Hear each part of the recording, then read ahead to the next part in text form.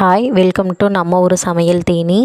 தேங்காய் சட்னி, தக்காளி சட்னின்னு தனித்தனியாக வைக்க தேவையில்லைங்க. ஒரே ஒரு சட்னி போதும். இட்லி, தோசை காம்பினேஷனுக்கு பக்காவாக இருக்குங்க. சின்ன வெங்காயம், தேங்காய், வெள்ளைப்பூடு, இஞ்சி, கருவேப்பிலை, கொத்தமல்லி தழை, புதினா, பட்டை வத்தல் எடுத்துக்கோங்க.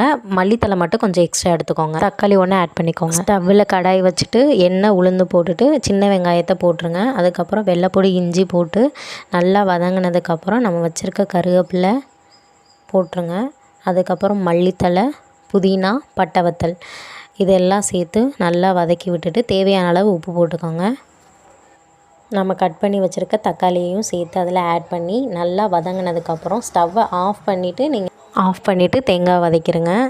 ஆறுனதுக்கப்புறம் ஜாரில் போட்டு நல்லா அரைச்சி எடுத்துக்கோங்க. அவ்வளோதாங்க. பாருங்கள் இவ்வளோ சூப்பராக அரைச்சிருக்கோம்னு. இதில் ஒரு எப்பயும் போல் கடுகு, கருவேப்பிலை போட்டு தாளித்து எடுத்துருங்க. அவ்வளோதாங்க, சூப்பராக இருக்கும். நம்ம இட்லி, தோசை எல்லாத்துக்குமே அருமையான காம்பினேஷனுங்க. இதை ட்ரை பண்ணி பார்த்துட்டு கமெண்ட் பண்ணுங்கள். நம்ம சேனலுக்கு சப்போர்ட் பண்ணுங்கள். நம்ம சேனலை சப்ஸ்கிரைப் பண்ணிக்கோங்க, லைக் பண்ணுங்கள். தேங்க்யூ.